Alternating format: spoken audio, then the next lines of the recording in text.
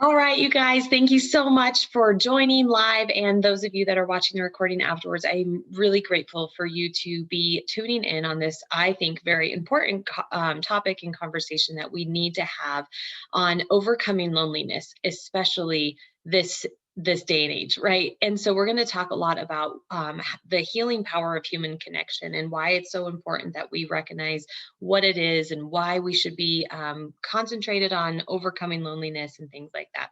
So this quote I think is very profound. It says, medicine and technology may fail us at times, but human connection and love and compassion always heals. That is by Dr. Vivek Murthy. I'm going to be referencing him quite a bit throughout this presentation today. So first, before we dive into loneliness, I'd like to introduce myself because I think knowing who you are hearing from is an important piece of how you receive the information. And so for those of you that don't know me, my name is Becky Lauritsen. I am the very proud founder of IOME. It's an IOME instead of an IOU. And my purpose is to create guilt-free self-care for everyone. I am a licensed professional counselor, and I'm also trained in a modality called EMDR. It's an incredible trauma-based modality.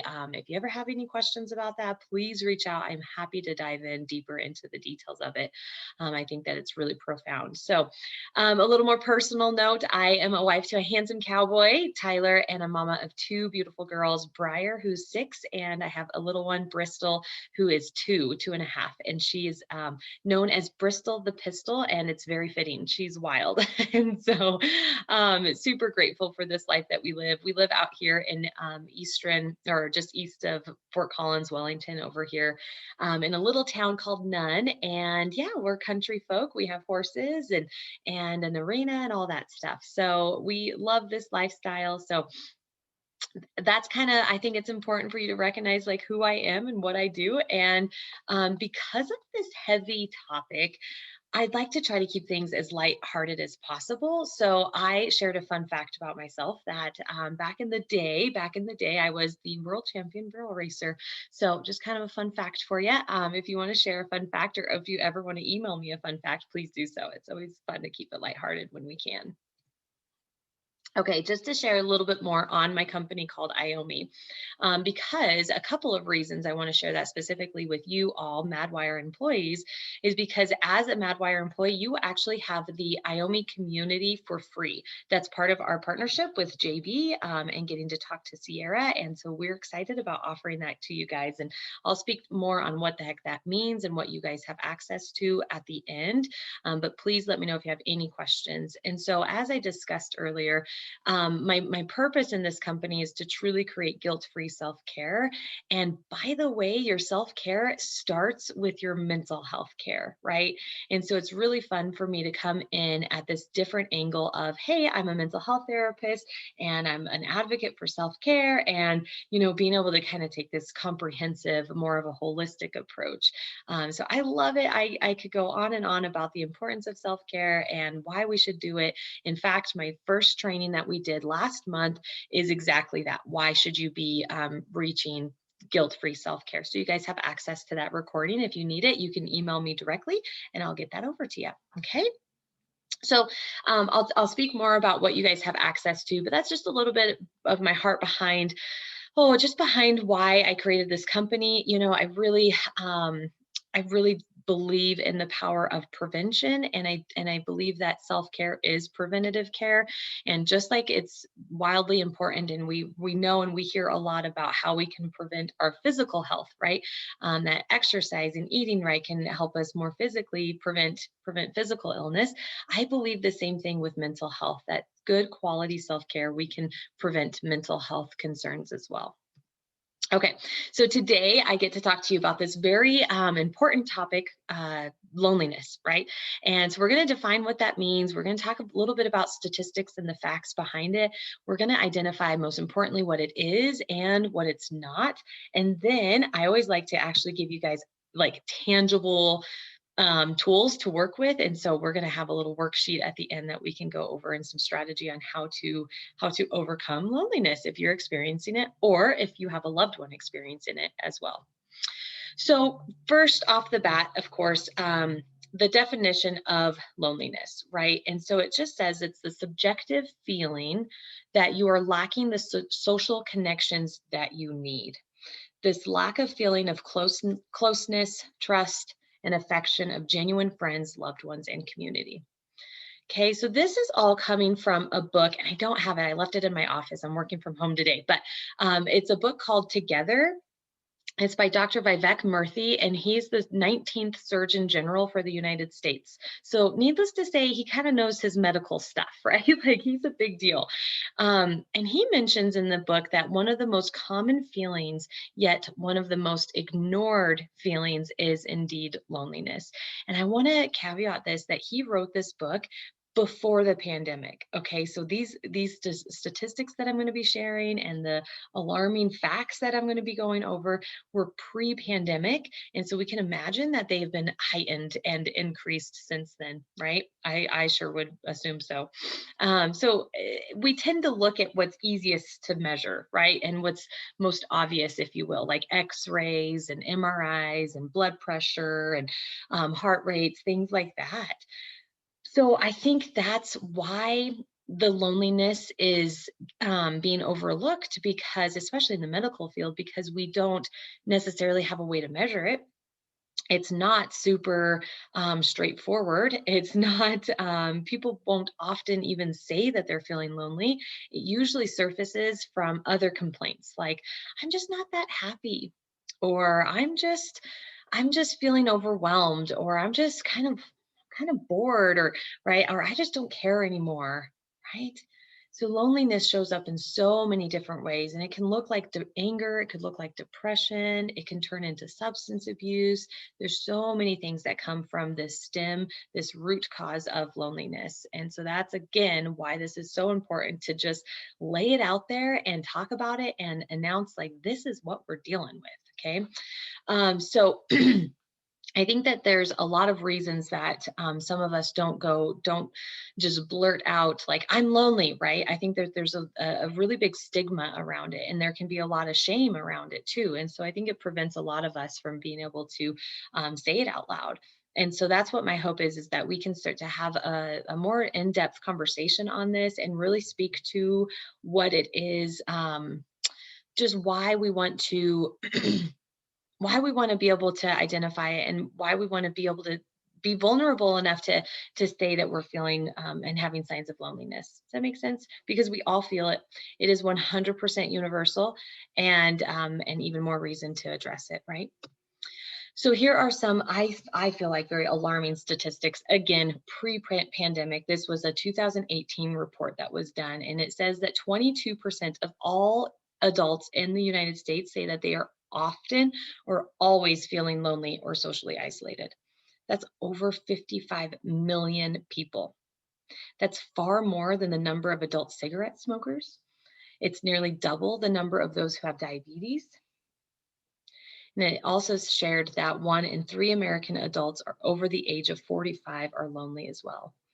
So there's a loneliness assessment out there that UCLA had put out, and I'm actually going to share it in the I'll get to it and I'll share it in the comments, because on my website, we also created this and have a link to it so that you can actually take the loneliness assessment. Or like I mentioned, maybe this is something that you're gathering information for a loved one. Maybe you've seen that they may be experiencing signs of loneliness.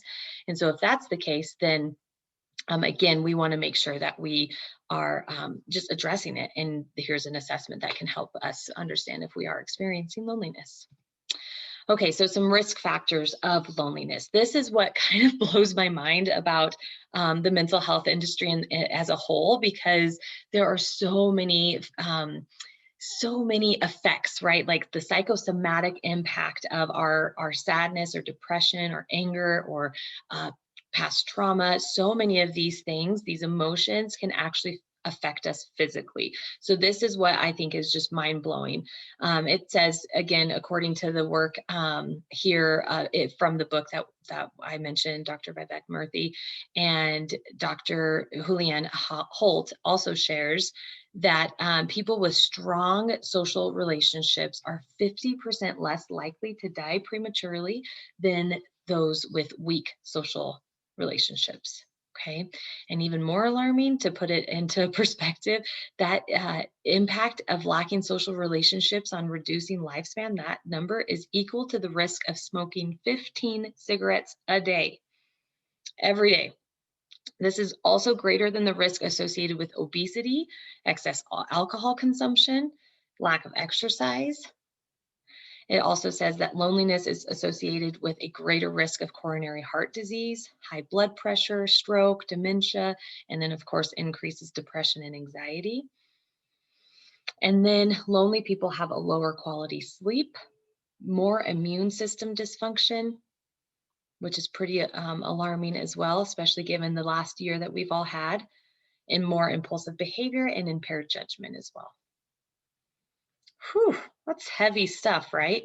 So hopefully I've gathered your attention enough to really hone in on why this is such an important topic to me to be able to cover. Again, for us as individuals, for me, for you, for your coworker, for us individually, but even more so for our loved ones. Maybe we see somebody that in our close connections that are experiencing some of these symptoms as well.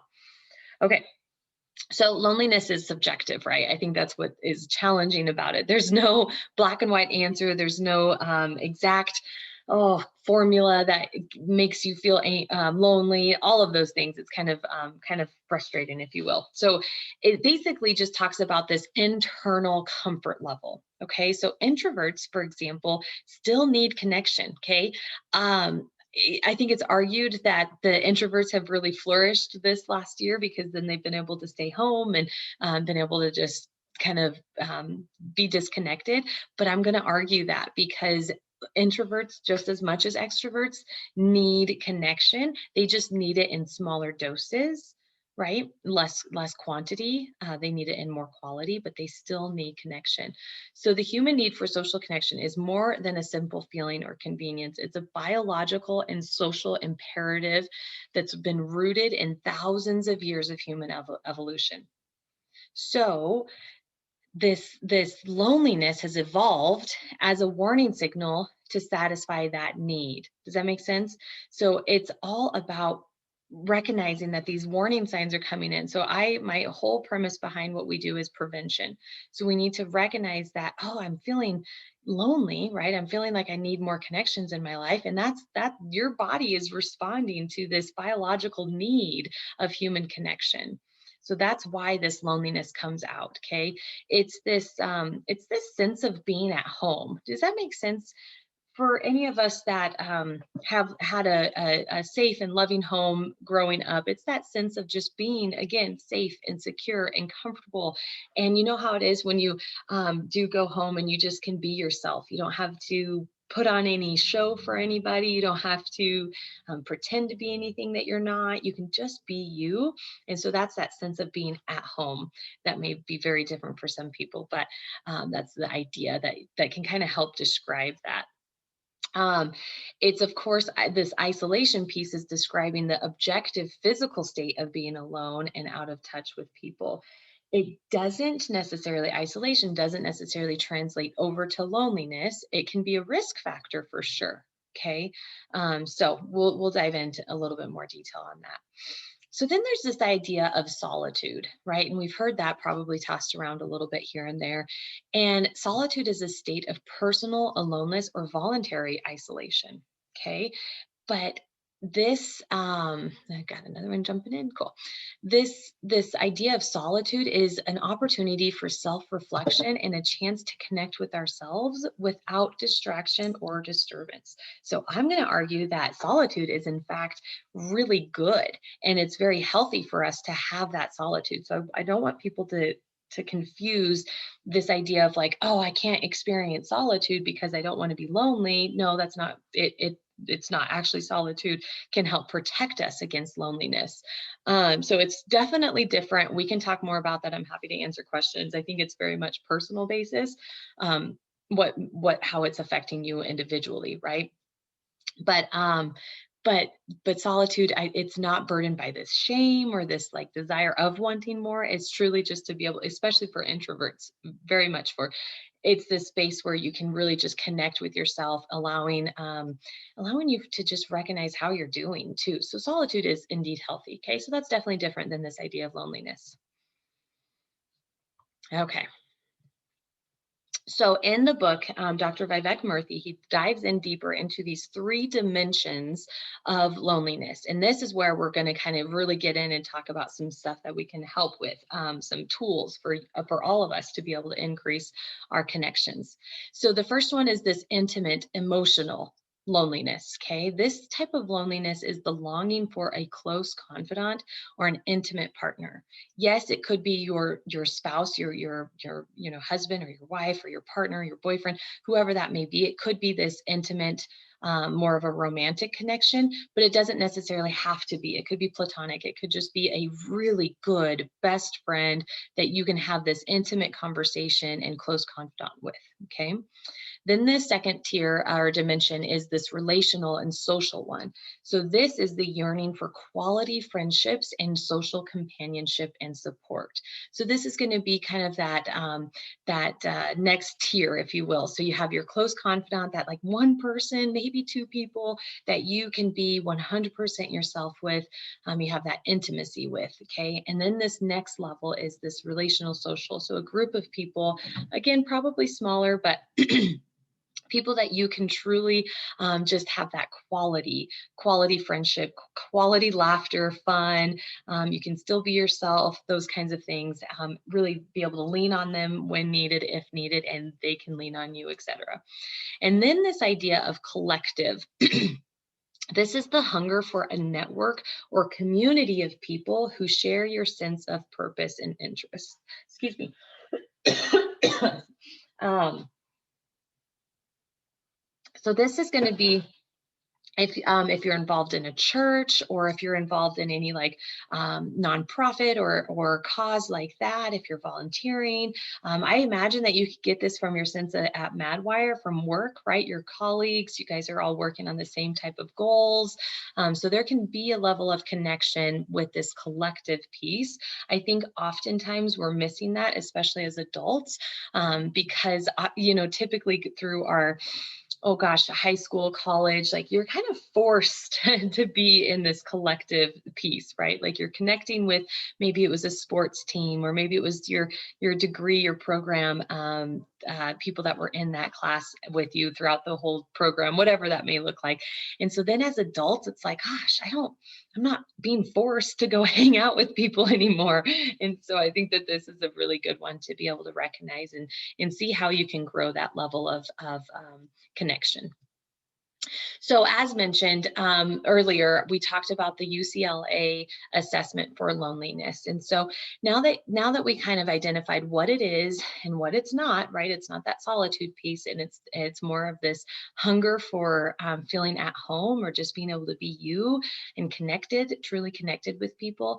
I encourage you guys, if you'd like to take this loneliness assessment and be able to just answer the questions honestly. I'm going to put it in the chat box here. Maybe. There we go. And answer honestly, right? Because we have to be self-aware. We have to recognize, like, man, I really am feeling signs of loneliness. I don't have that person I can truly connect with. So answer that honestly. And then you're welcome to schedule a call with me or whoever within IOMI, and we can dive in deeper into your results, and we can kind of identify, okay, it looks like you're doing really well on this area, but maybe that intimate piece, that first dimension, is where we could really get that support and kind of focus on, if you will. Okay. Okay. So now that we are looking at the dimensions and we're kind of recognizing what that what we may be looking for, what we're hungry for, right? So now we want to dive into some of those strategies on overcoming that idea of loneliness. And so there's just a few here. I actually want to go to this slide really quickly because I'm going to share this worksheet with you, and then we're going to dive into some of those key strategies together. And so this is a worksheet that I created based on this topic of overcoming loneliness, right? And based on Dr. Vivek Murthy's work. And so again, that quote of human connection is as essential to our well-being as food and water. It is that important to us. And I don't, like I mentioned earlier, it doesn't matter if you're a highly introverted person or extremely extroverted, we still need those connections no matter who we are. It's a universal need. Okay, so research has identified these 3 dimensions of loneliness to reflect the particular type of relationship that is missing in our life. So we want to use this worksheet to help us identify and improve each of these dimensions, okay? So we mentioned that the first dimension is this intimate emotional relationship, right? And then the relational social one, and then the collective one. So I'm going to share this worksheet in the comments so you guys have access to it. And then I want you to truly sit down and again, be honest and real and vulnerable with yourself and say, yeah, I really could. You could be happily married and still not feel super connected with that intimate emotional relationship. So what are ways that you could dive in deeper with that partner of yours to feel more connected? Okay, so that's what we're going to be doing here in a second. So, so as I'm going through these strategies, I want you to be thinking about what works for you, so you can put that on the worksheet. So I think the biggest thing is that we have to take the time, right? We have to spend time each day with those people that we love. I am so guilty of just going and going and going and going and like working and doing the laundry and then going outside and watering the grass and right, like just going and doing all of these things. And I forget to just slow down and connect with the people that are around me. I could be surrounded by them all day long, and I don't know that I actually connected with them at all. And that's even my family or my kids, right? Coworkers, colleagues, friends, etc. So being able to devote at least 15 minutes each day connecting to those who you care about, right? Undivided attention, no cell phones, no TV on, but really, truly just connecting with those people that you care about. Being able to focus on each other, eliminating the distractions, just like I said, right? Eliminating the distractions when you do interact with others, giving that person your full attention.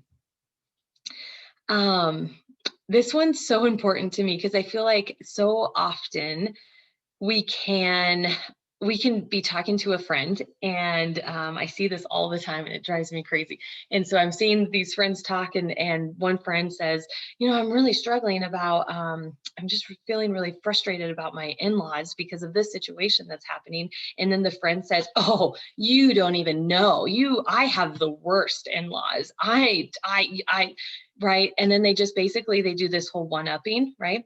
I've heard it also called as like a peacock, like they just overshadow whatever that one person is trying to talk about. And I don't think it's ill will. I don't think that they're trying to do that on purpose out of like spite or anything harmful. I think they truly think that it's just like, oh, it's okay, you don't have it that bad, I actually have it worse. But that totally discredits what that other person's going through, which can be really hard. So I want to challenge each of us to listen to that person's story or their concerns or their frustrations fully before you jump into the, oh, well, you should have seen what happened to me, right? Before the one-upping. And then asking them, would it be okay if I shared a story? Would that be helpful? I actually overcame something similar to that. That's always helpful, right? Versus just this, well, you don't have it that bad. We tend to, get in a matching on like who has it worse, which isn't healthy. Okay, the next one is, that's my soapbox, okay? The next one is to embrace solitude. So it's interesting, right? It seems kind of contradictory, but the first step towards building a stronger connection with others is to build a stronger connection with yourself, right? Because again, we're going to talk about this a little bit more, that when you can authentically be you, you are showing up so much, so much more energized and readily available, and like you just have a lot more space to be able to take on other people's thoughts or be able to help other people, because when you're being you, you're not having to waste any of that energy on trying to be somebody that you're not. Right. And so you got to recognize who that person is. Like, how do you want to show up to the world? How do you want to show up to your intimate, to your relationship, the social piece, and then the collective? Because when you can do that, that is going to free you so much. And you're really going to be able to connect with that person, right? And to experience that that true quality connection versus just the surface level small talk stuff that we often see, right? And so then the next one is to help and to be helped. This is this can be a really, really tough one. I don't know about you guys, but I can struggle with asking for help, right? Because I was raised this tough country girl. I can do it. I can figure it out myself. I don't need anybody. I can, I can do it. And growing and realizing that I can't do it all has been really powerful. I love the quote. You can do anything, but you cannot do everything. And that was really powerful for me to say, oh yeah, I can't do everything. And it's not limiting, it's good to not to spread myself too thin. So being able to give and receive, help, right? And to be able to ask for help from a friend, I guarantee if you have a good friend that you called up and if you said, man, I could really use some help with something, I bet they would be so grateful that they knew exactly how to help, right? You can think about those of us who have been through difficult, maybe a loved one has passed, or maybe there's been some kind of health concerns, something going on. And oftentimes you get the people saying, oh, let me know how I can help. And then that's it, right? But if you actually called them up and said, like, yeah, could you bring dinner over? That would be so helpful. Like, you're giving them the solution, right? You're giving them an opportunity to truly help, and it's just, that's really empowering. And then that is building this beautiful connection, and then that way they know how they can help in the future, and that you can help. But it's just this beautiful give and take relationship, which strengthens that social bond. Okay. So kind of, again, talking about that foundation to connecting with others is to connect with yourself. So you have to recognize your own worth and value, right? And got another one, Joy. Being able to recognize your own worth and value is going to be critical in this. And so there are so many really neat personality assessments out there. In IOMI, we dive in a lot into the Enneagram. And so when I'm able to recognize that I'm a 3-wing-2 on the Enneagram, I may be speaking foreign if you've never heard of it, so don't, sorry about that. But when I know that my core desire is to be loved, and my husband's core desire is to have freedom. He's the enthusiast, type 7. So here I am. I'm just like, love me. And here he is like, just let me be free. And so when we can recognize that and understand that, we can honor it for each other, right? So then that way I can come to him and say, like, I need some love, right? And then he can say, like, I'm going to go do this thing because I need some freedom and some independence. And so it works out really well, and we can honor that. And I can honor it for myself, which is the most important piece of it, right? Because otherwise I could just not say anything, and that wouldn't be healthy either, right? And so I also wrote on here is to be grounded, and that's that same concept as the solitude, right? Is to be able to slow down, to really truly be grounded into whatever it is that you're going through, right? And so if you're going through overwhelm, burnout, stress, depressive symptoms, anxiety, to be grounded and recognizing what it is, what's causing it, how can you overcome it, right? And just being vulnerable enough to admit to it too is probably one of the most profound steps you can take in it. Okay, because then once you can do that, then again, you're freeing yourself to be able to be more present with other people and connecting and overcoming that loneliness. So I kind of already spoke to this a little bit, but this emotional tax. So you have to pay this emotional tax when you're not being you. Okay. So I want you to think about an instance where, like, Maybe you went out to a gathering, maybe you got off the phone with somebody and you come back and you get off the phone or whatever it is, and you just feel drained, like, oh, you feel exhausted, right? And then on the opposite, you could have another phone call, or you could go to a different group, social function, and you are energized. You get home or you get off that phone and you're like, yeah, what can I do? I'm going to do all the things. I'm excited. I'm happy. I'm energized, right? That's because it's the difference is how much emotional tax you're having to pay at that social interaction, or for that social interaction, I should say. So when you're not being you, when you're not being authentically you, you are having to work so much harder to be present, right? And you're having to give so much more. And you're having to like fake so much more, right? And you're truly going to be feeling drained after that. So I want you to take kind of an inventory, because you could be surrounded by people and you could, even those three dimensions that I said, and you're like, yeah, I think I've got all three of them pretty good. But then after that collective one, you leave and you're just feeling drained every time. I would challenge that you're probably not getting that good quality. You're not being you, authentically you in that moment. So, and could be in some of those other dimensions as well. So maybe take an inventory and start recognizing, like, if you get off, I had a person that I won't name, of course, but every time I got off the phone with her, I was feeling ugh, just yuck, right? And it finally made me realize that, like, it was the shoulds, like I should call, I should stay in touch, I should. And then I finally realized that we should not should on ourselves. And so by releasing that, I was able to free up so much more of my emotional tax, my energy, to be able to do other things, right? To do the things that are really truly going to add value to me. Or that way I can show up more authentically and better for my loved ones, right? Because then when I'd get off the phone with that, then I'd come home and then I was kind of crabby to my kids and my husband. And right, it just bleeds into all of our walks of life. And so we have to recognize that. We have to name it. And sometimes it's really hard, right? I'll be honest, it was really hard for me to work through it, but really powerful. Okay. Okay, so then kind of moving back over to the worksheet that I'll post here in just a minute. Remind me if for whatever reason I don't, but I'll get this posted. If not, and I can email it to you too. But we want to think about the ways that we can improve these different dimensions, because one thing I didn't mention is that even if you have like a really solid, intimate relationship, right? The emotional relationship, and you even feel pretty good in the social one, but you don't have anything in the collective one, it can negatively impact the other two.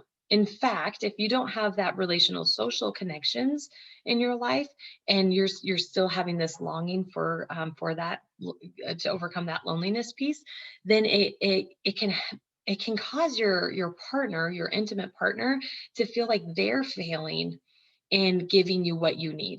Does that make sense? So if I went through this myself, I did not have any of the collective piece, and not very much of the relational piece either, several years ago, and I would just be hungry for more, and I'd be kind of in a funk about it, right? And so often I would talk to my husband about it and say, like, gosh, I just don't, just I just want I want more, right? I don't know what it is, and I can only imagine that that made him feel like he wasn't able to give that to me, which he's not able to give that to me, but that can be really hard on him, right? And so we want to recognize that just because one area is really solid doesn't mean that you don't have to address the other areas. Okay. So speaking of that, the intimate emotional one, how can we improve that? What are some ways that you guys can increase it? Again, my number one recommendation is vulnerability, is to get connected with whoever it is. If you're already, married or in a serious relationship, or you have like a best friend, that totally counts for this. When's the last time you were vulnerable with them? When's the last time that you had like zero distraction, uninterrupted quality conversation? Okay. Be able to get that way with them. Talk about what you need. Say out loud, like, I really could use some friends, right? I hear it all the time, you guys. I hear it as a therapist. I often hear my clients say, like, I don't know how to make friends as an adult. I get it. It can be a really challenging and overwhelming thought. So I share that because I don't want you to think that it's just you, or maybe it's only, it's a very universal thing, to kind of help normalize it a little bit more. So anyways, so yes, be vulnerable, get vulnerable, talk about what you need, talk about what you want, what you desire, and talk about what you're not getting to. And I think that's a really powerful way to connect more intimately. Check my, yep. And so the next one is to give affirmations and compliments. So when you do connect with that person, maybe it's your spouse, and you're able to say like, man, I really love the way that you do this thing for me. I really am so grateful. Thank you. Being able to just recognize those seemingly insignificant things. Maybe it's a best friend, and she or he is always calling, right? And just that just brightens your day. Like, oh, I'm getting a phone call from my friend, right? Like recognize that and compliment them on it, because I bet they don't know what a difference it's actually making for you too.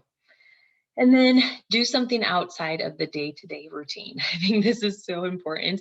My husband and I have been married 10 years, and we're just real good at getting through the routine, right? And so it's so important for us to schedule in the date night, to schedule in the quality, like even if it's just a date night at home where we're out on the patio and no electronics again, and we're just having quality conversation over a glass of wine, like that's what really energizes the both of us. It fills that cup, you know.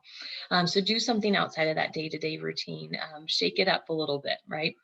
Okay, so then there's the ways to improve that relational, the social piece. So this is the friendship area. Again, listen effectively. Okay, so if your friend is coming to you, even if it's just a colleague or a neighbor, like, and maybe you want to be friends, I have that all the time. I'm like, oh, I think I have a friend crush on this person. Like, I don't know how to like, do I ask them out? Like, how does this work? I don't know how to like take this acquaintance to the next level of a friendship. So these are just some tips on how you can improve that area. So first of all, listen effectively, right? Just like I said earlier, please try not to one up them. Please try not to interrupt and I hate to, like, for lack of a better word, I'd be the know-it-all, right? To truly just sit down and listen to this person, whatever they may be going through, because that's a great opportunity. They're probably doing something very uncomfortable and being vulnerable with you. And so we want to honor that with them as well. So let's listen effectively, right? Of course, develop that empathy. I don't know if you've ever seen Brene Brown's video on empathy. It is really powerful and a beautiful description on what empathy is and what it's not. And so many people, again, the sympathy, right? The opposite of empathy would be more of this like looking down on them and saying, oh, you're okay. Just get over it. Feel better. Don't worry about that. Right. Or it's okay. That's just it is what it is, right? Those kinds of things, versus this empathy is to get down on the floor with them or get at their level, whatever that may be, and truly say like, how can I help? I'm so sorry you're going through this. I'm here for you. Sometimes just sitting in silence is more powerful than trying to come up with the right thing to say. Okay, so this one is something that can be powerful no matter which level, which dimension we're talking about, but I think it's something that we could all strengthen very much. And then, of course, same thing is to schedule the time to connect. How many times have you maybe had that conversation of you run into a friend and it's like, yeah, we should get together. We should go have coffee or go to happy hour or hang out. And then you both say, yeah, we sure should. And then you move on and you don't ever do it, right? And so I'm guilty of that. So my challenge to you is the next time that happens is to say, all right, what's your schedule like? I actually have next Friday available. How's that look for you? Put it in the calendar, make it a non-negotiable appointment, because I promise it will be worth your time, right? And then there's a few ways that you can improve the collective relationships. And I think the first one is stepping outside of our comfort zones, right? Again, kind of asking yourself, like, what are you passionate about? What's something that you would love to be involved with in this collective sense? Because as mentioned, it's like maybe a church or a nonprofit or a cause or a bigger group of purpose, a bigger group of people with the same purpose. And so we got to get outside of that comfort zone. And maybe yours is like mine was going to church and starting to serve at church, because then I was able to open this door of deeper connections within my church. And that was really uncomfortable for me at the beginning, right? And maybe it's going to be going to that volunteer event. Maybe it's going to be picking up the phone and calling and doing some research. Like, again, it's definitely stepping outside that comfort zone, but can be really powerful and beautiful. Okay. Doing something different, right? Getting, again, outside of that same routine that we have day in and day out. Gosh, so many different things. Like, I just ran my first half marathon a couple weeks ago, which was completely, thank you very much. Thanks, Adrian. It was completely outside of my comfort zone. Never in a million years did I think I could do this. And it was that collective, it filled my cup in that collective way, right? Because it was a group of similar people, a group of my girlfriends and I traveled and went on this trip, and it was a challenge, and it was that growth, and it was this level of vulnerability. Let me be clear. There's a lot of vulnerability through it, but it was a really good example for what I needed to develop more of that collective, and also the social piece as well. So that's a great example. It doesn't have to be a half marathon, but it can be so many things out there. 5Ks, it could be different causes. There's a lot out there that can be really supportive. So anyways, so I kind of vomited a lot of different types of examples on how you can improve these. Now your challenge is to identify the things that you know would be good for you, right? Because what I shared were some of my examples, and that may not be in your wheelhouse whatsoever. And that is okay. I give you permission to ignore those and to come up with the things that really work for you. So then you're going to write them down, and then you're going to hold yourself accountable to doing that, right? Going out there and getting more connected, because it's powerful, just like we showed earlier with those statistics. Okay. So some of these conversation starters that you can have with a partner, with a friend, with me, I would be happy to have these conversations one-on-one if you'd like to. But the quote that I have on here is, the story of loneliness is actually a hopeful one.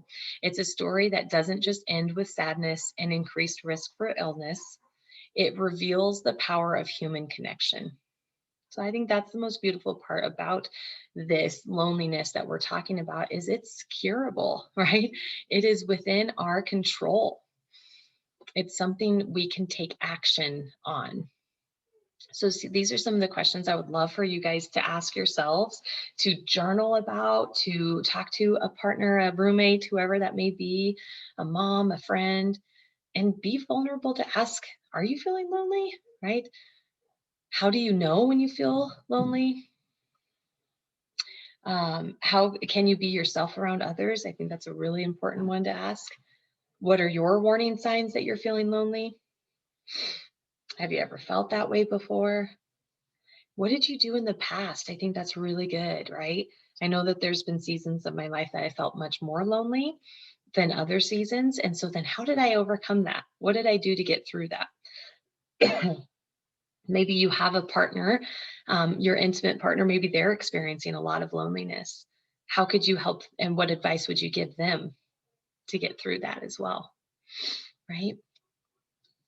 Okay, so lastly, I wanted to share more about your guys's, what you have access to in the next couple of minutes. I'm happy to take questions too. If you have any questions, please comment them. You can privately comment them and I can speak to them just anonymously, or I'll stop the recording in just a minute as well, and we can have a more one-on-one conversation too.